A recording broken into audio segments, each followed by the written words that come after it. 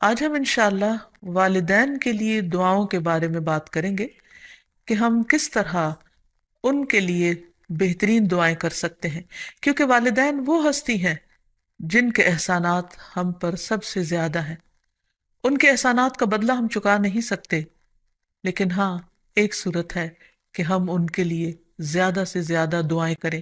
خصوصاً اس وقت جب وہ دنیا سے جا چکے ہوں، اور ہم ان کے لیے کسی قسم کی کوئی جسمانی خدمت یا مالی خدمت یا کسی اور طریقے سے کوئی مدد ان کی نہ کر سکتے ہوں۔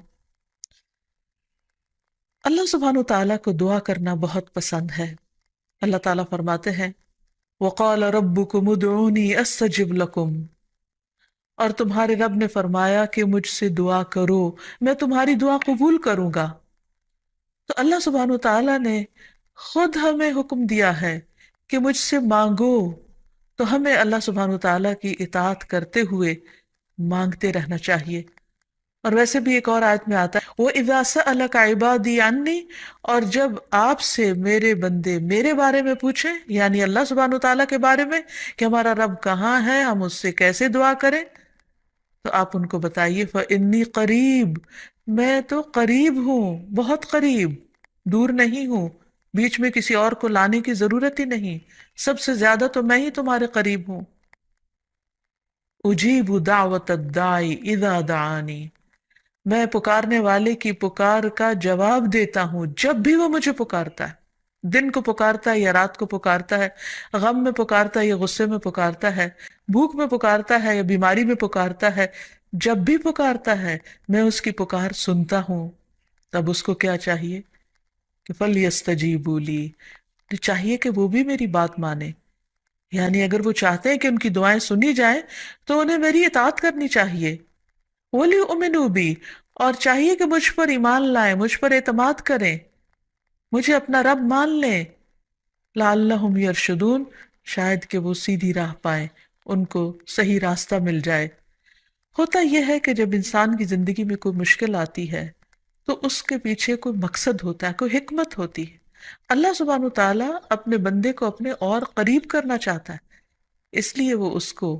کسی نہ کسی ایسے دکھ، تکلیف یا پریشانی میں مبتلا کر دیتا ہے تاکہ بندہ اپنے رب کی طرف رجوع کرے، اس مشکل پر صبر کر کے اجر پائے، اللہ تعالیٰ کی طرف رجوع کر کے اور زیادہ دعا مانگے، کیونکہ دعا عبادت ہے، الدعاء والعبادہ، اللہ سبحانہ تعالیٰ کے نزدیک نہایت پسندیدہ، اس لیے ہمیں کثرت سے پکارتے رہنا چاہیے۔ اور جب بھی ہم دعا مانگیں تو اس سے پہلے اللہ تعالیٰ کی حمد و ثنا ضرور بیان کریں۔ ایک حدیث میں آتا ہے عبداللہ بن مسعود رضی اللہ عنہ کہتے ہیں کہ میں نماز پڑھ رہا تھا اور نبی صلی اللہ علیہ وسلم، ابو بکر اور عمر ایک ساتھ تھے۔ جب میں بیٹھا تو اللہ تعالیٰ کی حمد و ثنا بیان کی، پھر نبی صلی اللہ علیہ وسلم پر درود بھیجا، پھر اپنے لیے دعا کی، تو نبی صلی اللہ علیہ وسلم نے فرمایا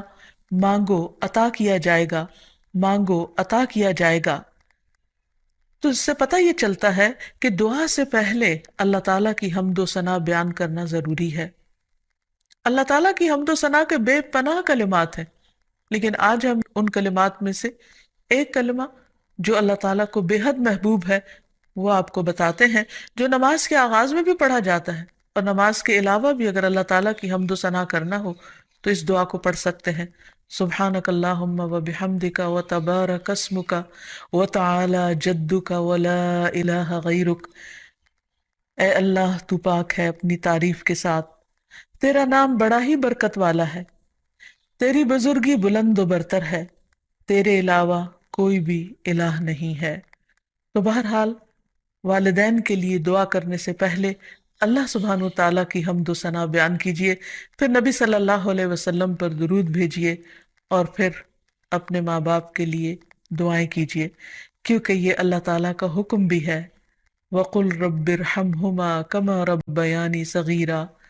اور آپ کہہ دیجئے اے میرے رب ان دونوں پر رحم کیجئے، یعنی والد پر بھی اور والدہ پر بھی، جیسے انہوں نے مجھے چھوٹا سا پالا تھا، بچپن میں پالا تھا، جب میں نہ خود کھا سکتا تھا نہ پی سکتا تھا اور نہ خود اپنے آپ کو صاف کر سکتا تھا، تو انہوں نے دن رات بغیر کسی وقفے کے میری خدمت کی، تو اے رب اب جب کہ وہ بڑے ہو گئے ہیں، وہ تیری رحمت کے محتاج ہیں، تو ان پر رحمت فرما اور ان کی مشکلات آسان فرما۔ پھر اسی طرح والدین اگر زندہ ہوں تو بھی دعا کی جائے، اور اگر وہ فوت ہو جائے تو وہ اور بھی زیادہ دعاؤں کے مستحق ہو جاتے ہیں۔ جب برزخ میں والدین کا درجہ بڑھا دیا جاتا ہے، یعنی بلند کیا جاتا ہے، تو وہ پوچھتے ہیں کہ ہمیں درجے کی یہ بلندی کیوں کر حاصل ہوئی؟ تو انہیں بتایا جاتا ہے کہ یہ تمہاری اولاد کی دعا کی وجہ سے۔ ویسے بھی جب انسان فوت ہو جاتا ہے تو اس کے اپنے عمل کا سلسلہ ختم ہو جاتا ہے۔ تین چیزیں مرنے کے بعد بھی فائدہ دیتی ہیں، جن میں سے ایک صدقہ جاریہ ہے، دوسرے ایسا علم جو انسان اپنے پیچھے چھوڑ جائے جس سے لوگ فائدہ اٹھائیں، اور تیسرے ولد صالح یدعو لہ، نیک اولاد جو اپنے والدین کے لیے دعائیں کرے، یعنی بیٹے کی دعا یا بچوں کی دعا اپنے والدین کے حق میں قبول ہوتی ہے، اس لیے خوب خوب دعائیں کرنی چاہیے۔ ہم دیکھتے ہیں کہ مختلف پیغمبر بھی اپنے رب سے اپنے والدین کے لیے دعائیں کرتے رہے ہیں، جن میں نوح علیہ السلام کی دعا ہے۔ وہ کہتے ہیں رب اغفر لی ولوالدی ولمن دخل بیتی مؤمنا وللمؤمنین والمؤمنات، اے میرے پروردگار مجھے بخش دے اور میرے والدین کو بخش دے، اور ہر اس شخص کو جو میرے گھر میں مومن کی حیثیت سے داخل ہوا ہو، ان سب کو بھی بخش دے۔ اسی طرح ابراہیم علیہ السلام کی دعا ہے ربنا اغفر لی ولوالدی وللمؤمنین یوم یقوم الحساب، اے ہمارے پروردگار مجھے، میرے والدین اور تمام مومنوں کو اس دن معاف کر دینا جس دن حساب لیا جائے گا۔ پھر اسی طرح ہم دیکھتے ہیں کہ صحابہ کرام اپنے والدین کے لیے دعائیں کیا کرتے تھے، جن میں خاص طور پر حضرت ابو ہریرہ کا ذکر ملتا ہے کہ وہ ایمان لے آئے تھے لیکن ان کی والدہ مشرکہ تھی، اور وہ نبی صلی اللہ علیہ وسلم کے بارے میں ایسے کلمات کہہ دیتی جس سے ان کو بہت تکلیف ہوتی۔ تو ایک مرتبہ اسی طرح کے کچھ کلمات سن کر وہ روتے ہوئے نبی صلی اللہ علیہ وسلم کے پاس آئے، کہنے لگے کہ یا رسول اللہ صلی اللہ علیہ وسلم، آپ میری والدہ کی ہدایت کی دعا کیجیے۔ بہرحال آپ صلی اللہ علیہ وسلم نے ہاتھ اٹھا دیے، ان کے لیے دعا کی، اور جب حضرت ابو ہریرہ واپس گھر پہنچے تو ان کی والدہ اسلام قبول کر چکی تھی۔ حقیقت یہ ہے کہ والدین کے لیے خود بھی دعا کرنی چاہیے اور دوسروں سے بھی دعا کی درخواست کرنی چاہیے۔ پھر اسی طرح ہم دیکھتے ہیں کہ ایک مرتبہ ابو ہریرہ جب اپنے وطن پہنچے تو بڑی اونچی آواز میں کہا اماں جان السلام علیکی ورحمۃ اللہ وبرکاتہ۔ انہوں نے جواب دیا وعلیک السلام ورحمۃ اللہ وبرکاتہ۔ پھر ابو ہریرہ کہنے لگے اللہ تعالیٰ آپ پر رحم فرمائے جیسا کہ آپ نے بچپن میں میری پرورش فرمائی۔ ان کی والدہ نے جواب دیا اے میرے بیٹے، تمہیں بھی اللہ تعالیٰ بہترین جزا دے اور تم سے راضی ہو جیسا کہ تم نے میرے ساتھ بڑھاپے میں نیک سلوک کیا۔ حقیقت یہ ہے کہ ہم پر انسانوں میں سے سب سے بڑا احسان ہمارے والدین کا ہے۔ اللہ سبحانہ وتعالیٰ نے اپنے حق کے بعد سب سے بڑا حق ہمیں والدین ہی کا بتایا ہے۔ اللہ تعالیٰ نے بنی اسرائیل سے پکا عہد لیا تھا۔ قرآن مجید میں آتا ہے وَإِذْ أَخَذْنَا مِيثَاقَ بَنِي إِسْرَائِيلَ لَا تَعْبُدُونَ إِلَّا اللَّهَ وَبِالْوَالِدَيْنِ إِحْسَانًا، اور وہ وقت یاد کرو جب ہم نے بنی اسرائیل سے یہ پختہ عہد لیا کہ تم لوگ اللہ کے سوا کسی کی عبادت نہ کرو گے اور والدین کے ساتھ احسان کرو گے۔ تو حقیقت یہ ہے کہ والدین کے ساتھ احسان کرنا اس لیے ضروری ہے کہ ہم ان کا حق ادا نہیں کر سکتے جتنی وہ محبت کے ساتھ ہمیں پالتے ہیں۔ بچے والدین کی خدمت عزت کرتے بھی ہیں تو بعض اوقات مشکل میں پڑ کر بد دلی کے ساتھ، اس محبت کے ساتھ نہیں جو والدین کی محبت اپنی اولاد کے لیے ہوتی ہے، اور وہ ہر کام خوشی خوشی کرتے ہیں۔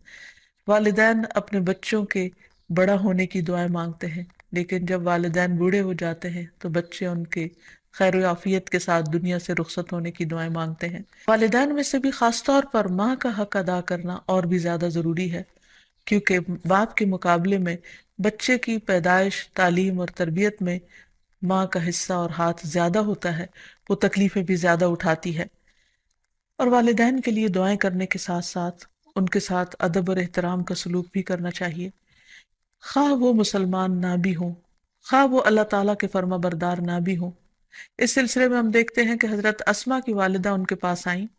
جو کہ ابھی اسلام قبول نہیں کی تھی، تو وہ نبی صلی اللہ علیہ وسلم کی خدمت میں حاضر ہوئیں اور پوچھا کہ میری والدہ میرے پاس آئی ہیں اور بہت رغبت کے ساتھ مجھ سے ملنا چاہتی ہیں، تو کیا میں ان سے مل سکتی ہوں، ان کی مدد کر سکتی ہوں؟ تو آپ نے فرمایا تھا صلی امکی، تم اپنی ماں کے ساتھ صلہ رحمی کرو۔ اس بارے میں اللہ سبحانہ وتعالیٰ قرآن مجید میں بھی حکم دیتے ہیں کہ وَإِن جَاهَدَاكَ عَلَىٰ أَن تُشْرِكَ بِي مَا لَيْسَ لَكَ بِهِ عِلْمٌ فَلَا تُطِعْهُمَا وَصَاحِبْهُمَا فِي الدُّنْيَا مَعْرُوفًا، کہ اگر وہ تجھ پر دباؤ ڈالیں کہ تو میرے ساتھ کسی ایسی چیز کو شریک بنائے جس کا تجھے کچھ علم نہیں، تو تم ان کا کہنا نہ ماننا، البتہ دنیاوی معاملات میں ان کے ساتھ بھلا سلوک کرنا، ان کے ساتھ بھلائی کے ساتھ رفاقت کرنا، یعنی عمدہ طریقے سے، اچھے طریقے سے زندگی بسر کرنا۔ پھر اسی طرح خاص طور پر والدین کے ساتھ نرم سلوک کرنے کا حکم دیا گیا، کیونکہ والدین جو جو عمر میں بڑے ہوتے چلے جاتے ہیں یا جس طرح ان کی قربانیاں زیادہ ہوتی ہیں تو وہ اپنی اولاد سے زیادہ ایکسپیکٹ بھی کرتے ہیں، تو انہیں بچوں کی طرف سے ملنے والی چھوٹی سی تکلیف بھی بہت ناگوار ہوتی ہے۔ تو اس لیے خاص طور پر ایکسٹرا کیئر کی ضرورت ہے والدین کے ساتھ معاملہ کرتے وقت، یعنی گفتگو میں بھی، پوسچر میں، رویے میں، معاملے میں، ہر چیز میں نرمی برتنے کی ضرورت ہے۔ اس سلسلے میں اللہ تعالیٰ فرماتے ہیں وَاخْفِضْ لَهُمَا جَنَاحَ الذُّلِّ مِنَ الرَّحْمَةِ وَقُلْ رَبِّ ارْحَمْهُمَا كَمَا رَبَّيَانِي صَغِيرًا، اور ان پر رحم کرتے ہوئے انکساری کے ساتھ ان کے آگے جھکے رہو اور ان کے حق میں دعا کرو کہ اے میرے رب ان پر رحم فرما جیسا کہ انہوں نے بچپن میں مجھے محبت اور شفقت کے ساتھ پالا تھا۔ اس سلسلے میں ہمیں ایک روایت میں یہ بھی ملتا ہے، عبداللہ بن مسعود کہتے ہیں کہ ایک شخص نے نبی صلی اللہ علیہ وسلم سے پوچھا کہ کون سا عمل سب سے افضل ہے؟ آپ نے فرمایا وقت پر نماز پڑھنا اور والدین کے ساتھ نیکی کرنا، پھر اللہ کے راستے میں جہاد کرنا، یعنی سب سے پہلا کام نماز، اور پھر انسانوں میں سے والدین کے ساتھ حسن سلوک۔ لیکن عام طور پر والدین کو اولاد کے ساتھ شکایت ہی رہتی ہے، کیونکہ بعض اوقات لوگ نماز بھی پڑھ لیتے ہیں، صدقہ خیرات بھی کر لیتے ہیں، لوگوں کے ساتھ اچھی طرح بھی معاملہ کر لیتے ہیں، لیکن والدین کے ساتھ ان کا وہ شفقت اور محبت کا معاملہ نہیں ہوتا جس کو وہ ڈیزرو کرتے ہیں۔ آپ دیکھیں کہ آیت میں کتنی تاکید کے ساتھ کہا جا رہا ہے کہ وَاخْفِضْ لَهُمَا جَنَاحَ الذُّلِّ، کہ تم اپنے پر یعنی اپنے کندھے ان کے سامنے عاجزی اور انکساری کے ساتھ جھکا کے رکھو، یعنی جب ان کے سامنے بیٹھو یا کھڑے ہو یا بات کرو تو اس وقت بھی تمہارے اندر ایک خاص قسم کا جھکاؤ ہونا چاہیے۔ پھر اسی طرح یہ ہے کہ والدین کو اف تک کہنے کی اجازت نہیں۔ بعض اوقات انسان کا اپنے والدین کے ساتھ ڈس ایگریمنٹ ہو جاتا ہے، کسی بات پر اختلاف ہو سکتا ہے، وہ دین کا معاملہ ہو سکتا ہے، وہ دنیا کا معاملہ ہو سکتا ہے، وہ سوچ کا فرق ہو سکتا ہے، وہ جنریشن گیپ ہو سکتا ہے، وہ کوئی بھی چیز ہو سکتی، لیکن اس میں اولاد کو یہ حق نہیں دیا گیا کہ وہ والدین کے ساتھ بدتمیزی کرے۔ ہمارے دین نے ہمیں یہ سکھایا ہے کہ وَلَا تَقُلْ لَهُمَا أُفٍّ وَلَا تَنْهَرْهُمَا، کہ تم ان کو اف تک نہ کہو اور ان سے ڈانٹ کر بات نہ کرو، وَقُلْ لَهُمَا قَوْلًا كَرِيمًا، اور ان کے ساتھ جب بات کرو تو بہت عزت کے ساتھ کرو، احترام کے ساتھ کرو۔ پھر اسی طرح ان کے ساتھ سختی سے بات نہ کی جائے، ان کا نافرمان نہ بنا جائے، جیسے اللہ سبحانہ وتعالیٰ نے یحییٰ علیہ السلام کو یہ حکم دیا تھا یا یحییٰ خذ الکتاب بقوہ وآتیناہ الحکم صبیا وحنانا من لدنا وزکاة وکان تقیا وبرا بوالدیہ ولم یکن جبارا عصیا۔ اللہ تعالیٰ نے یحییٰ علیہ السلام کو بچپن میں ہی حکم دیا کہ اے یحییٰ، کتاب کو یعنی تورات کو مضبوطی سے پکڑ لو، اس پر مضبوطی سے عمل پیرا ہو جاؤ، اور ہم نے اسے بچپن میں ہی قوت فیصلہ عطا کی، اور ہم نے اسے اپنی مہربانی سے نرم دل اور پاک سیرت بنایا، اور وہ فی الواقع پرہیزگار تھے اور اپنے والدین سے ہمیشہ اچھا سلوک کرتے تھے۔ یہ قرآن مجید کی گواہی، اور کسی وقت بھی جابر اور نافرمان نہ ہوئے، یعنی انہوں نے کبھی بھی اپنے والدین کے ساتھ بدتمیزی نہیں کی، سختی نہیں کی، بد اخلاقی نہیں کی۔ پھر اسی طرح والدین کی نافرمانی کو حرام بھی قرار دیا گیا۔ حدیث میں آتا ہے کہ ان اللہ حرم علیکم حقوق الامہات، اللہ نے تم پر ماؤں کی نافرمانی کو حرام قرار دیا ہے۔ پھر اسی طرح ایک اور حدیث میں آتا ہے کہ اللہ تعالیٰ کی رضامندی باپ کی رضامندی میں ہے، اور اللہ کی ناراضگی باپ کی ناراضگی میں ہے، اس لیے والد کا حق ادا کرنا بھی ماں کے ساتھ ساتھ بہت ضروری ہے، اور والدین کا حق ادا نہ کرنا کبیرہ گناہوں میں شمار ہوتا ہے۔ اور کبیرہ گناہ وہ ہیں کہ جن پر اگر انسان توبہ کیے بغیر مر گیا تو قیامت کے دن سخت پکڑ ہوگی۔ اور اسی طرح والدین کو رلانا بھی کبیرہ گناہ ہے، ان کو گالی دینا کبیرہ گناہ ہے۔ پھر اسی طرح والدین تو وہ ہستی ہیں کہ جن کے لیے دعاؤں کے ساتھ ساتھ ان کی طرف سے صدقہ خیرات کرنا بھی خصوصاً ان کے زندگی کے بعد بہت فائدہ مند ہے۔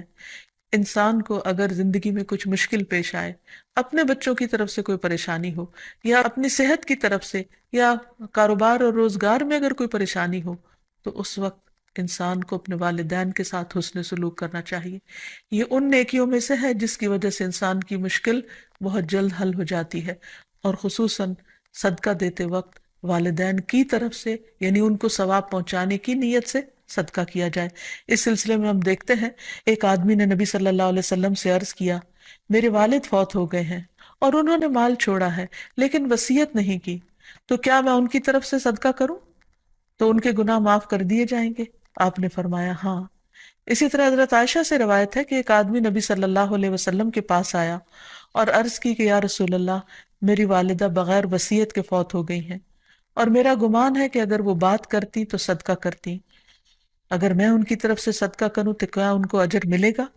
آپ نے فرمایا کہ ہاں۔ پھر اسی طرح والدین کے اگر روزے رہتے ہوں تو ان کے قضا روزے ادا کیے جا سکتے ہیں، اگر وہ حج نہ کر پائے ہوں تو ان کی طرف سے حج بدل کیا جا سکتا ہے، یہ ان کے لیے ایک بہت بڑا احسان ہوگا۔